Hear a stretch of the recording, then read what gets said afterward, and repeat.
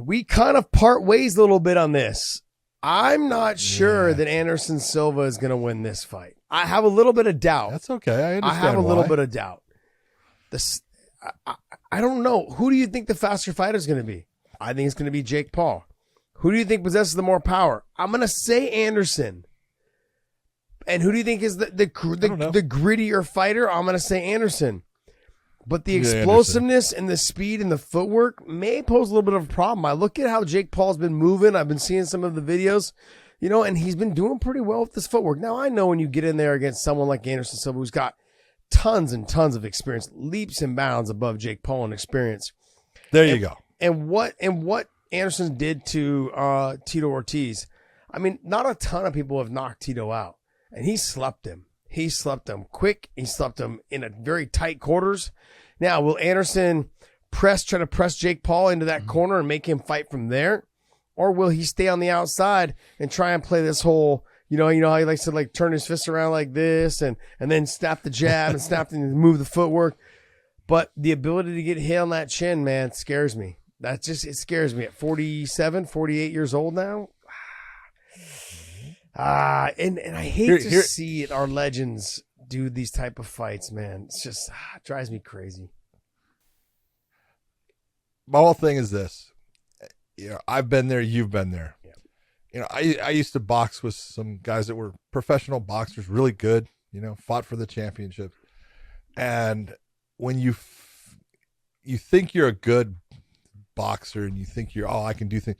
And then you go in against someone that really understands how to create angles and how to make it to where you just don't feel like you have that good shot at them. They're bladed in a way and they're moving in a way that you never get yourself set to throw what you want to throw. You'll throw things off of it, but you never get that, whop, and you start to go. And that's what I see is going to be, in my opinion, what Anderson's going to do against Jake Paul. Not that Jake Paul has not, boxed against some boxers in sparring and things like that. Of course he has.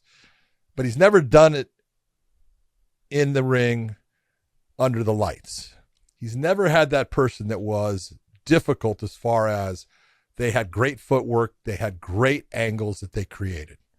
This will be the first guy that does it. Anderson can create beautiful angles. He's got good footwork. He's got good movement. And he understands distance very well.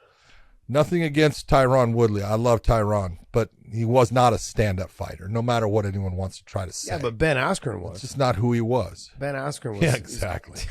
Okay, or Nate Robinson was. Yeah. So nothing against Jake Paul. Jake Paul has proved himself to be, he's a good boxer.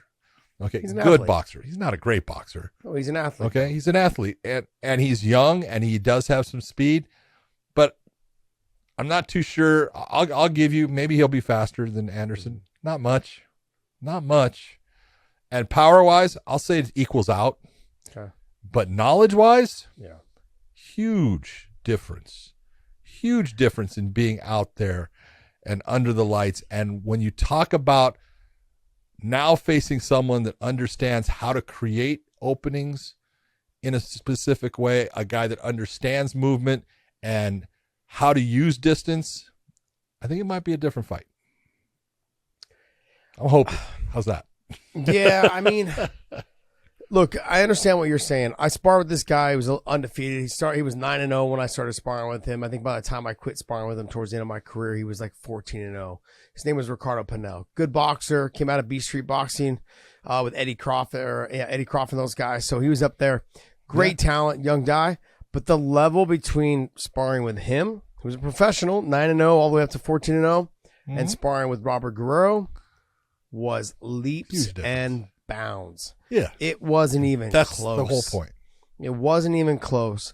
So I get what you're saying. When I sparred with Robert Guerrero, I was his first 4 rounds, and he toyed with me as a warm-up. I was his warm-up rounds. Yeah. Then he did another, 8 rounds with somebody else, with 2 other guys that were top-level boxers. Yep. That came in, just all they did was boxing.